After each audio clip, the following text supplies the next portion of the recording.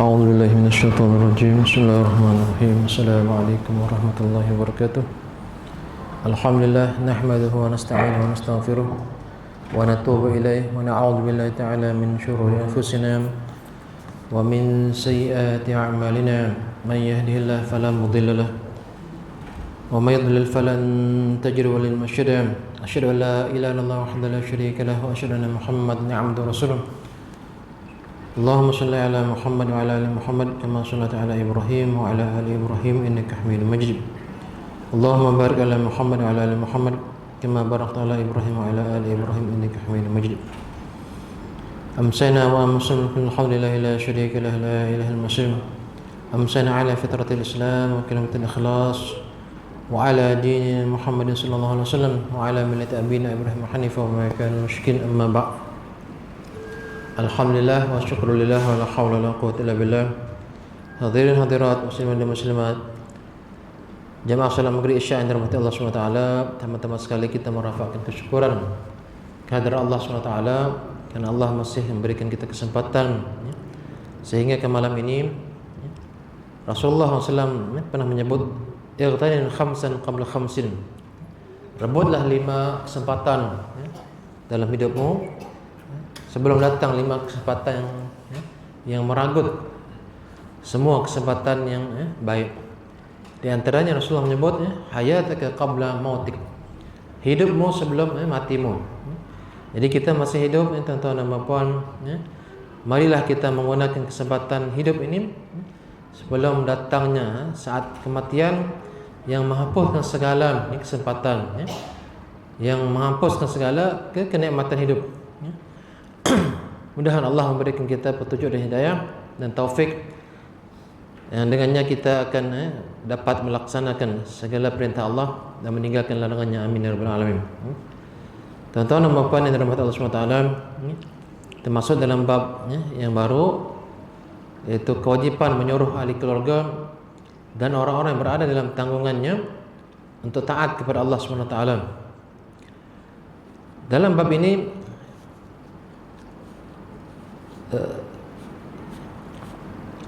Imam Nawawi rahimahullah memulakan pembahasan tajuk ini dengan mendatangkan ayat Quran dalam surah Taha. A'udzubillahi minasyaitonirrajim. Wa'mur ahlaka bis-salati wastabir 'alaiha. Dan perintahlah keluargamu melaksanakan solat dan sabarlah dalam mengerjakannya. Jadi kalau kita perhatikan kepada perintah ini, dia adalah perintah yang istilah kita yang dikenakan oleh Allah SWT ataupun Allah suruh ketua ahli keluarga ini ataupun pemimpin keluarga, itu suami, untuk menyuruh ahli keluarganya, istrinya dan anaknya untuk melaksanakan solat. Jadi ini kerja yang berat. Kerja yang berat sebenarnya, kerja yang sangat besar, bukannya kecil. Sebab Allah menyebut dalam ayat yang lain, ya ayyuhallazina amanu ista'inu bis-sabri was-salah wa innaha lakabiratun illa 'alal khashi'in. Wahai orang beriman, minta tolonglah kepada Allah dengan sabar dan salat. Bisabri wassalam. Jadi dalam ayat yang lain Allah menyebut bagaimana sebenarnya salat itu adalah kabiratun, sangat besar. Besar dalam arti kata tidak mudah untuk dilaksanakan, melainkan orang-orang yang khusyuk, orang-orang yang mendapat nikmat solat. Nikmat solat maksudnya dia dapat ketenangan jiwa, dia dapat kemanisan solat. Jadi dalam ayat 132 ini surah Taha, Allah menyuruh kita ahli keluarga untuk berusaha bersungguh-sungguh memerintah ahli keluarga kita ni, memantau, menyuruh, memantau lagi, bukan hanya menyuruh tetapi memantau adakah ahli keluarga kita ni, isteri kita, anak kita solat. Sekadar sekali kita suruh tak cukup. Sebab solat ini dia berat. Sebab dia dilakukan bukan sekali seminggu, ataupun sekali sehari, tetapi 5 kali sehari. Dia memerlukan kepada juhud maksudnya kesungguhan, keseriusan daripada kita yang kita sendiri mendirikan solat. Kalau kita sendiri tidak mendirikan solat, lagilah payah untuk kita menyuruh ahli keluarga. Jadi ini kita dah menunaikan solat, kita telah istiqamah menjaganya, dan Allah menyuruh wastabir 'alaiha, sabarlah dalam mengerjakannya dan menyuruhnya juga.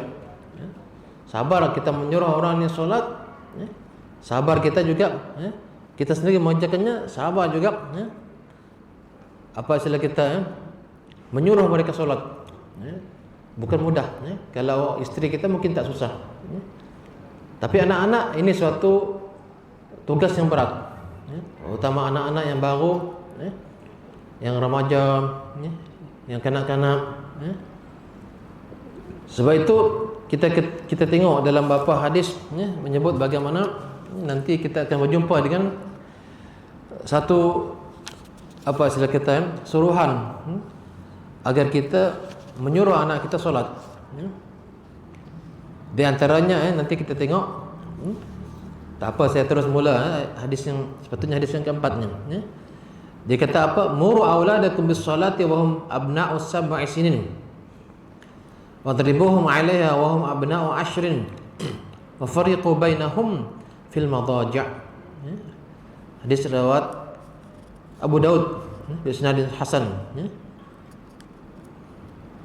Jadi Rasulullah pernah bersabda ni, menandakan bagaimana beratnya solat ini dan betapa berat dan besarnya solat ini, sehingga Rasulullah menyuruh kita ayah ataupun ketua keluarga ni memerintah anak-anak solat ketika umur mereka 7 tahun. 7 tahun kita tahu tahun 1 ataupun darjah 1 istilah kita. Jadi masih kecil lagi, dia belum balik lagi, tetapi dah disuruh solat. Tetapi ini merupakan permulaan agar mereka ni sudah ada apa istilah kita, tugas. Dalam arti kata kita menyuruh mereka solat, walaupun belum kita memaksa mereka, belum memukul mereka. Umur 7 tahun, umur 7, umur 8, umur 9, umur 10, barulah mula kita memulakan apa agenda baru, iaitu dengan lebih tegas lagi. Jadi Rasulullah menyatakan apa? Wadribuhum 'alaiha wa hum abna'u 'ashrin. Dan pukullah mereka sekiranya mereka melalaikan solat saat mereka berumur 10 tahun. 10 tahun ni pun belum semua balik, terutama lelaki. Kalau perempuan ada yang 9 tahun balik, ada yang 9 tahun balik, ada yang 10 tahun sudah balik. Tetapi laki-laki ada yang belum balik lagi. Maksudnya kebanyakannya belum balik, 9-10 tahun ni. Jadi ada yang balik 13 tahun, paling-paling pun 15 tahun. 15 tahun. Kalau mereka ni maksudnya belum lagi maksudnya bermimpi atau keluar mandi dan sebagainya. Jadi umur-umur yang disuruh solat ini, perintah ke atas mereka ini adalah umur yang sangat muda. Sebenarnya apa hikmah di sebalik perintah kepada anak yang masih kanak-kanak ini? Supaya melatih mereka untuk membiasakan diri solat, sebab solat ini berat. Kalau anak sudah dibiasakan solat daripada umur kecil, memang mereka sudah terbiasa, terlatih. Walaupun dia sebenarnya berat, tetapi dia akan boleh dipikul, boleh dilaksanakan, Macam kita lah, perkara yang misalnya duniawi. Kalau orang ni belum berlatih, sukan kan, angkat berat kan, tiba-tiba nak angkat berat, tak pernah berlatih, memang tidak akan mampu. Tapi kalau dia dah latih, bertahun-tahun dah berlatih, kita tengok apa wakil Malaysia yang para Olimpik tu, dia juara dunia, kita tengok, boleh angkat sampai berapa kilo, puluh kilo, 100 kilo, berat, sebab dia dah latih bertahun-tahun, berlatih, muscle dia ni, kekuatan tubuh dia. Tapi kalau baru nak angkat sekali 2 kali ataupun sebulan 2 bulan, tak mampu. Eh? Lagilah solat ni bukan dia fizikal semata-mata, tetapi dia mencakupi roh dalaman ni. Kalau fizikal semata-mata, orang yang kekal-kekal badannya, yang sado-sado ni mungkin lebih kuat. Tetapi yang sado-sado, yang kuat-kuat ini, nampak yang maco-maco ini kadang-kadang dia tak kuat untuk melaksanakan solat. Sebab dia dalam, menjurus kepada roh, menjurus kepada akidah, keimanan kepada Allah SWT. Jadi ini ditanam, ditanam daripada kecil lagi, walaupun mereka belum faham. Mereka belum faham sebenarnya hakikat solatnya. Yang penting latih dulu, berdiri tegaknya, Fatihahnya walaupun tak pandai tak apa, rukuknya, i'tidalnya, sujudnya, dilatih. Sehingga beberapa tahun ni, 7, 8, 9, tengok 3 tahun dia berikan peluang untuk melatihkan diri mereka ni. Kalau mereka tak solat, jangan dipukul. Jangan dipukul dulu. Tapi bila dah 10 tahun, disuruh solat, mereka melalaikannya, mereka tak mau, maka pukullah mereka. Tengok, mulalah agenda untuk memukul. Tapi mukul di sini bukanlah memukul mencederakan, ataupun mendera. Memukul untuk memberikan pengajaran agar mereka tidak meninggalkan solat. Tidak meninggalkan solat.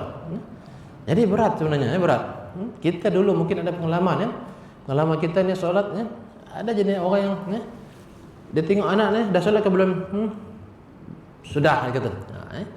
Kalau anak ni pun dah pandai berbohong, susah kita. Bab solat ni memang dia akan curi-curi. Kata, dah solat sih. Mudah. Ada cara dia, kita boleh tengok psikologi dia. Dah solat belum? Dah.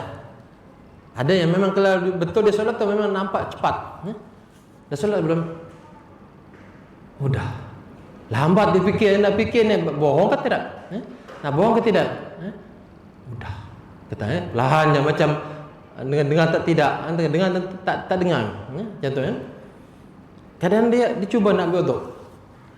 Ini pengalaman mungkin pengalaman kita juga berwuduk. Berkurang je yang penting nampak basah. Dah ambil wuduk dah. Kadang kaki tak nampak basah, kaki sebelah atas je basah. Itu menipu juga. Itu pun kita kena pantau. Jadi suruh anak ni solatnya bukanlah hanya bab solatnya, tapi bab wuduknya juga. Tengok dia wuduk ni. Saya tahu ni sebab saya juga mengajar di sekolah. Saya tahulah. Yang saya perhati ni, tahun 4 pun boleh lagi tak settle wuduk. Tak settle wuduk. Tengok. Dia wuduk. Sampai bab kaki tu dululah, sekarang dah berubah. Dia basahkan kasutnya sekali. Macam orang tayamum. Tayamum pun tak sampai itu. Maksudnya gunakan khuf lah. Itu pun bukannya basah macam tu. Kita ambil air sikit dah syarat saja. Ini tak, dia basahkan kasut dia. Ya Allah, saya kata dah sini. Kaki tu kasut buka. Kita kena ajar. Kita kena ajar. Umur dia berapa tu? Tahun 4. Tahun 4 tu tuan. 10 tahun. Tengok 10 tahun dah pukul dah salat. Pukul. Tengok, kena pukul dah. Jadi begitulah mereka istilah kita melaksanakan solat ni dengan pemahaman wuduk yang tak betul. Jadi kita bukannya memulakan solat dengan solatnya, tetapi mula dengan wuduk mereka. Walaupun kita tidaklah mensyarah panjang-panjang, solat ini hakikatnya mestilah macam ini, mestilah khusyuk. Kalau tak khusyuk nanti tak diterima solatnya. Tak, budak-budak tak terima benda ini, belum saatnya. Ajak aja mereka ni solat, ajar macam mana solat, macam mana berwuduk yang betul. Daripada mencuci tangannya, mulutnya, hidungnya macam mana, ambil sikit daripada air dalam hidung ni. Dia bukan cuci hidung saja. Sebenarnya bukan cuci hidung saja. Dia sedut sikit, itu kena ajar juga. Kalau terlebih sedut memang akan jadi panas. Aduh. Panas masuk dalam ni kan. Tapi kalau dah biasa dia tak sakit. Itu kena ajar juga masuk sini. Kumu-kumu cuci muka tu hadnya sampai mana? Pembukaan daripada tumbuhnya rambutnya sampai ke tepi telinga ni sampai ke bawah dagu ni. Kita tengok, kita ajar dulu, lepas itu kita tengok pantau. Ini mesti basah sini. Tangan ini jangan hanya macam tu saja. Tengok awam sampai sini tak sampai siku ni. Dia kena mencuci tangan hinggalah ke apa marafiq ke apa ini ke sikunya il marafiq famsahu bi apa bi aidihim il marafiq, cucilah kedua tangannya sehinggalah marafiq. Sehingga marafiq maksudnya lebihkan, jangan cuncun ke situ. Maksudnya lebihkan macam tu. Cara menyuci pun juga bukan daripada sini. Macam tu dia daripada sini ke bawah, daripada bawah ni ke atas macam tu. Itu kena ajar juga. Macam mana wudu ni dengan betul. Macam tu Dan satu lagi kita kena ajar mereka ni, jangan buka pipe kuat ke berwuduk, perlahankan pipe.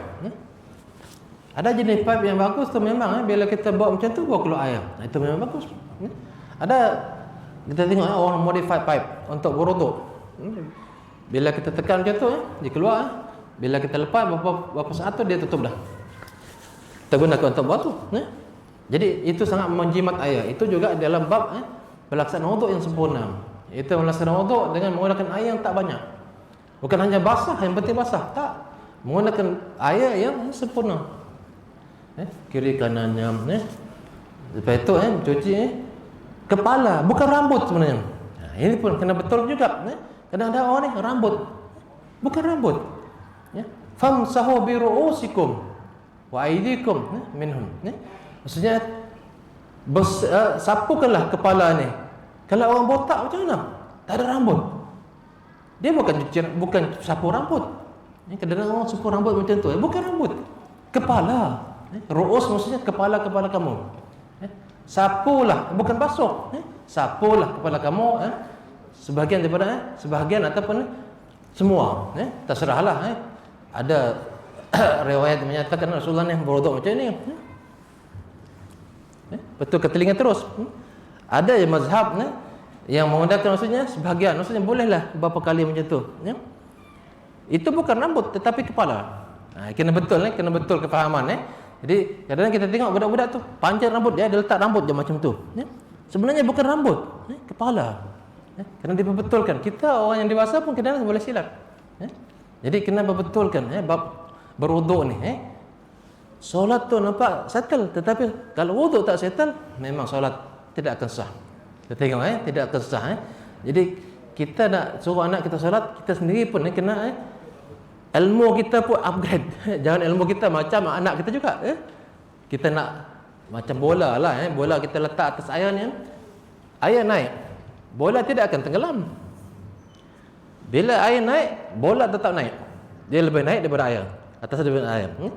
Naik air, dia lebih naik. Jadi ilmu kita lebih tinggi daripada anak kita bila kita ajar mereka. Jadi bab wuduk ni memang kita dah settle. Dari segi zahirnya dan juga batinnya. Anak kita tak apalah. Dari segi zahirnya saja kita tengok. Kita tengok dia. Cuci kaki, ini pun jadi masalah juga. Kadang-kadang ni macam tu saja. Itu saya tengok tu budak pelajar. Kiri kanan macam tu. Bila masa dia nak gosok. Tengok dia tengok Allah menggunakan ayat yang berbeza-beza. Kalimah famsahu, sapu. Waghsilu bi dia kata famsahu bi ru'usikum wa aydikum minhum. Lepas tu dia kata cucilah kaki. Dia bukan sapu. Berbeza kan? Jadi ghusl ni cuci. Ini bukan sapu juga. Ini ghusl. Maksudnya ini basuh. Kalau kepala tadi apa? Sampu. Termasuk telinga lah. Ada orang yang jenis nak gunakan mazhab ini, mazhab Syafi'i, dia 3 kali lebih kurang. 3 kali maksudnya bukan semua, terserah. Itu paling kurang maksudnya, paling kurang. Dan dia pisahkan antara kepala dan telinga. Kalau yang di antara hadis yang menyatakan macam ni, terus ke telinga terus, sekali air ambil. Sekali ambil air tu terus ke sini. Itu di antara hadis yang sahih. Terserahlah nak gunakan mana. Mazhab-mazhab ni semuanya sahih. Maksudnya hadis-hadis yang digunakan itu semuanya sahih. Kaki ni maksudnya dia gunakan ghusl, maksudnya bersihkan kakimu, bersihkan. Maksudnya kenalah bersih macam tu dengan air yang mengalir macam tu, mengalir ni. Kalau sapu tak, sapu saja. Dia tak ada air yang mengalir, sapu saja. Tu. Jadi kaki itu kena dibasuh seluruhnya ilal ka'bain. Disebutkan hadnya ilal ka'bain. Ka'bain maksudnya mata kaki ataupun buku lali. Itu parasnya. Maksudnya lebih ke sikit lah. Tak cukup dah sampai ke situ. Jadi banyak budak-budak ataupun kanak-kanak dia sekadar basah sini saja. Memang tidak sah solat. Wuduknya tak sah, memang solat dah tidak sah. Jadi kita berangkat daripada wuduk. Jadi bila kita menyuruh mereka solatnya, ada sekali-sekala kita tengok, kita pantau mereka wuduk ni senyap-senyap tengok. Apa abah tengok aku ni kata, tak ada nak tengok, kata nak tengok sebenarnya betul ke tak dia wuduk ni, betul ke tidak wuduk ni. Itu yang kalau kita salah kita menganggap betul nanti. Dah okey dah wuduk tu. Padahal cara dia wuduk pun rambut jadi basah macam tu. Itu betul. Padahal salah. Tengok itulah saya katakan ilmu kita tu di-upgradekan ilmu kita ni selalu. Supaya kita ni bila kita berjumpa dengan kita punya murid ni, murid pertama kita anak kita sendiri. Kita kena tahu ke tak kita nak tegur mereka ni ataupun perlu ditegur ke tidak dalam keadaan ini. Memang perlu ditegur, dia pasti salah. Sekalah dia kalau dia beramal dengan amal ilmu ini bertahun-tahun dia akan gunakan. Macam kita dulu belajar daripada kecil tu, mungkin tak ada upgrade dah ilmu tu sampai situ je guna. Dia guna sampai umur 40-50 tahun. Tak ada upgrade langsung. Tak ada kursus, tak ada kursus. Orang kerja dia pejabat kursus tak habis-habis setahun kursus lagi sampai dia pencen. Ada lagi kursus sampai dia berhenti. Kursus tak habis-habis. Nak upgrade ilmu tu sana. Macam mana nak applykan ilmu yang ada tetapi tak ada upgrade, tak ada peningkatan. Jadi barulah bila wuduk kita tengok settle ni, barulah kita ini bab solat. Memanglah tak mampu kita nak pantau 24 jam, tak CCTV ke situ kita tengok. Dalam tempat wuduk CCTV memang susah. Kecuali ada orang nak buat macam tu. Dia tak wuduk, dia tipu. Itu pun ada psikologi juga yang tak elok untuk anak kita. Jadi kita sebenarnya seolah dia tak tahu kita sedang parti dia sebenarnya. Kalau kita buat macam tu memang dia akan sakit dia. Jiwa dia sakit. Abah ni akhirnya dia tak sembahyang bukan kerana Allah. Dia akan sembahyang kerana ayahnya. Bila ayahnya tak ada di rumah, mulalah buat hal. Ayah tak ada. Bolehlah cuti. Maka dia cuti solat. Itu. Jadi kita perhatikan bagaimana mereka ni solat. Wuduknya mula-mula lah. Berapa kali kita tengok, cek. Dah okey. Solat. Bahawa solat ni memang sangat mencabar. Terutama kanak-kanak yang mereka ni memang tidurnya sepatutnya lebih daripada 8 jam. Kita tengok azan subuh tu mereka mesti tidur. Macam mana nak gerak ke tidak? Kita tengok kita kena suruh umur 7 tahun ni kita suruh. Bangun subuh. Kalau dia tak bangun tak solat jangan pukul. Kau belum solat lagi pudunya ambil rotan. Umurnya 7 tahun. Umurnya 8 tahun, 9 tahun belum layak dipukul. Jangan overnya tak betul. Jadi suruh aja belum solat, okey tak apa. Bawa aja ke masjid, bawa aja. Kadang-kadang dia main kat belakang tu, main singgung-singgung macam tu. Tak apa. Nanti tegur juga. Kalau solat tak boleh main. Allah tengok. Setiap kali dia buat ni kita tegur lagi. Akhirnya dia akan strict. Walaupun kawan sebelah main dia tak main dah. Mula-mula tu dia akan main kalau kita tak tegur. Tak apa dia main sebab apa dia belum lagi baligh sehingga berdosa kalau dia main. Suruh je tak apa. Solat dalam saf dia tengok dah lepas tu ada orang kata anak kamu main tadi kata. Tak apa, jangan kita marah dengan kita tengking dia. Kamu ni main tak boleh, haram macam tu. Jangan kata sebab haram dulu, umurnya 7 tahun 8 tahun belum lagi umur 10 tahun pun kita tak bolehlah terlalu keras, tetapi kalau dia tak solat kita kena pukul dia. Bagi warning dia tengok rotan ni, tahu tak apa rotan ni? Inilah hadiah untuk orang yang tak solat. Dia kadang-kadang nak test juga ayahnya betul ke tak jangan nak ingat action dia kata sekali dia tak solat. Jangan kita tak terap, kita kena terap.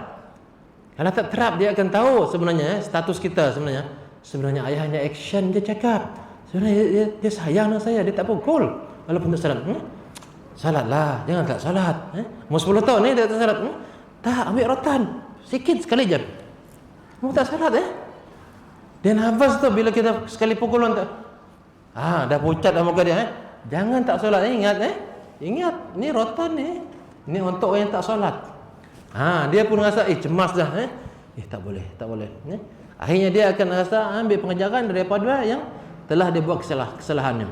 Itu sebenarnya Islam ni menyuruh ibu ayah betul-betulnya bukan ibu boleh sebagai backup sebenarnya membantu ayah ni. Kadang-kadang ayah ni kadang pergi awal. Dia ada shift awal. Turun pergi salat subuh turun tak sempat nak gerakkan anak. Isteri tolong gerakkan anak ni. Sekarang kan awal-awal ni sekolah ni kita tengok Jadi awal-awal kan gerak subuh. Hari kerja okey, hari sekolah okey. Hari Sabtu Minggu jangan ada cuti juga. Mentang-mentang hari Sabtu Minggu mereka bercuti juga solat. Tak arah juga bangun solat. Ini sebenarnya dikata dalam ayat tadi kata apa? Muru ahlaka bis salati wastabir 'alaiha. Suruhlah ahli keluargamu solat dan bersabarlah engkau melaksanakan perintah. Itu perintah menyuruh mereka solat. Perintah menyuruh mereka solat. 5 kali suruh solat. Bayangkan berat. Bayangkan sebab itu tidak mustahil kalau ibu bapa tidak ambil kisah bab ini, memang dia tidak akan solat. Bab solat ni akan terabai. Bila mereka sudah menginjak remaja mereka tak solat. Itu mereka akan lari daripada tugas bersolat sebab tidak dijalankan. Fase pertama itu 7 tahun sampai 9 tahun dan 10 tahun itu fase yang baru iaitu mereka mengabaikan solat, dipukul, tidak dijalankan. Bila tidak jalan memang tidak ada jaminan untuk mereka akan betul-betul menjaga solat. Jadi solat ini Allah tahu sebenarnya hakikatnya memang berat.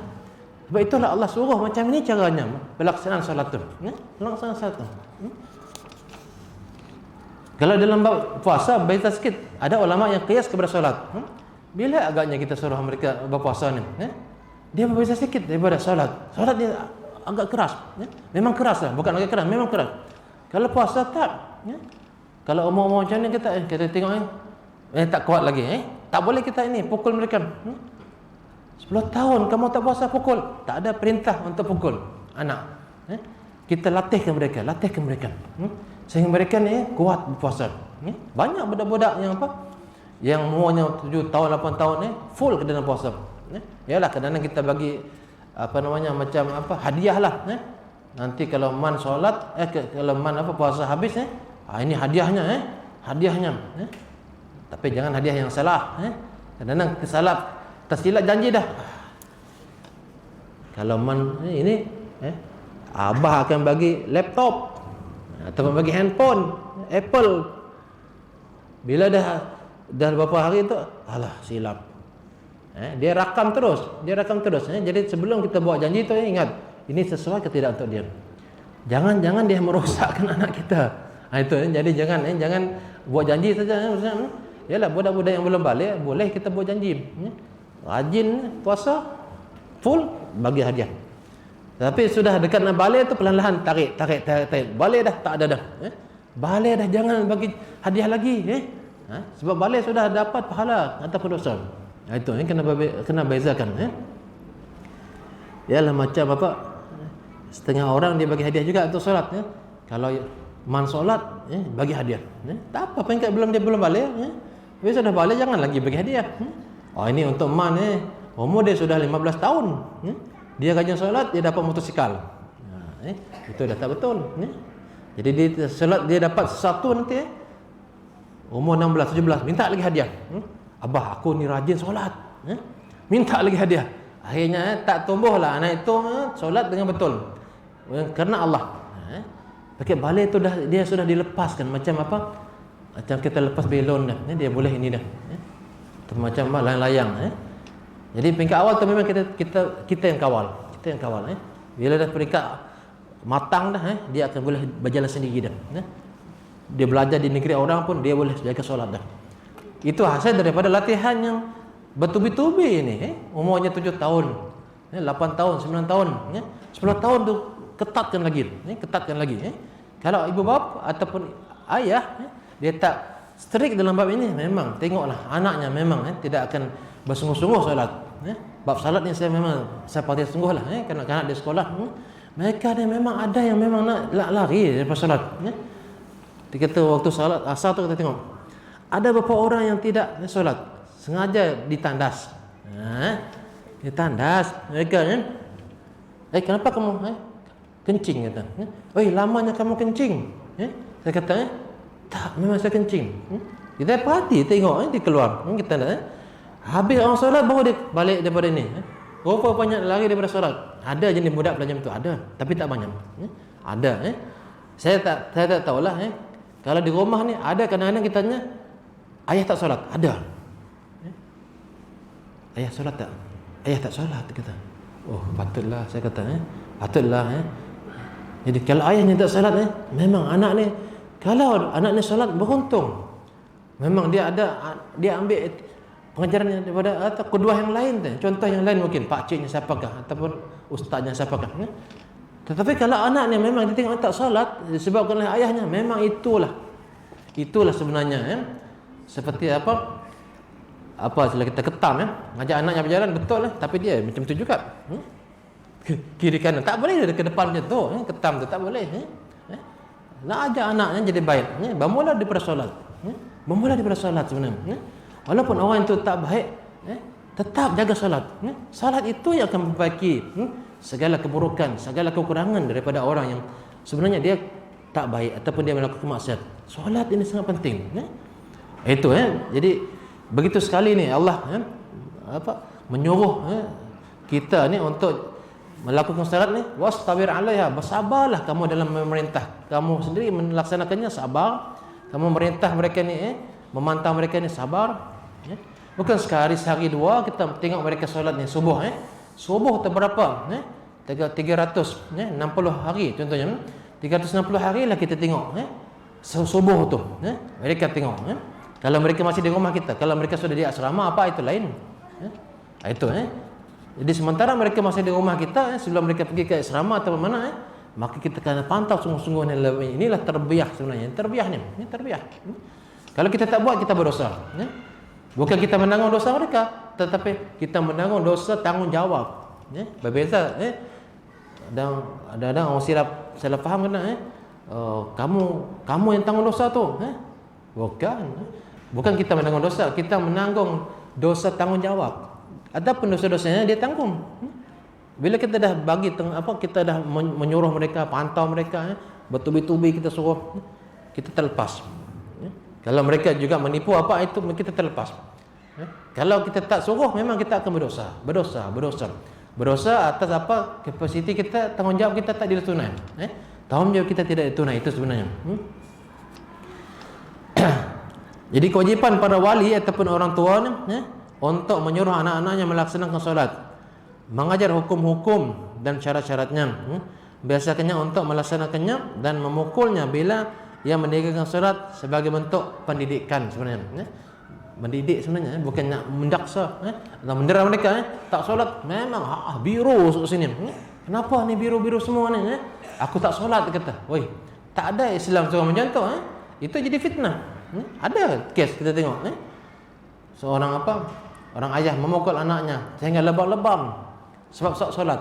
Tak ada Islam suruh memukul sampai lebam-lebam. Tak ada. Itu satu kesilapan besar tu, fitnah jadi dalam Islam tu. Tengok hadis kata wadribuhum 'alaihim, pukullah mereka apabila mereka umur 10 tahun ketika mereka tidak menunaikannya. Pukul macam mana? Kena difaham secara betul. Bukan pukul kayunya masya-Allah besar, patah tulang anak, patah tulang, naudzubillah min dzalik. Ada kes yalah orang memukul tangan anak dia sebab dia buat apakah sampai anaknya syalal maksudnya tak boleh jalan dah, rosak tangan dia. Menyesal ayahnya, baru dia menyesal. Jadi pukul tu jangan sekadar pukul, dia akan merosakkan anak tu. Amanah Allah SWT. Jadi kalaupun kita niat kita nak buat kebaikan, menyuruh dia buat solat, menjaga solat, mendirikan solat, tapi jangan sampai merosakkan fizikal dia, merosakkan mental dia, jangan. Jadi ikut cara Islamnya betul, cara lembut, tapi terus strict maksudnya tegas tetapi lembut, lembut dan tegas, dua-duanya bercampur insya-Allah. Jadi semoga Allah menjadikan kita ayah-ayah yang bertanggungjawab terhadap ahli keluarganya, yang menyuruh melakukan ketaatan, supaya kita semua ni dapat berganding bahu sampai ke syurga Allah. Bukan hanya kita seorang masuk syurga, tetapi anak isteri kita ganding, tarik tangan mereka ni ke syurga, insya-Allah. Jadi itu sajalah untuk malam ini. Terima kasih atas perhatian. Mohon maaf atas kelemahan dan kekurangan. Subhanakallahumma bihamdika asyhadu an la ilaha illa anta astaghfiruka wa atubu ilaik. Bismillahirrahmanirrahim. Wal 'ashr innal insana lafi khusr illa allazina amanu wa 'amilus solihat wa tawassaw bil haqqi wa tawassaw bis sabr. Assalamualaikum warahmatullahi wabarakatuh.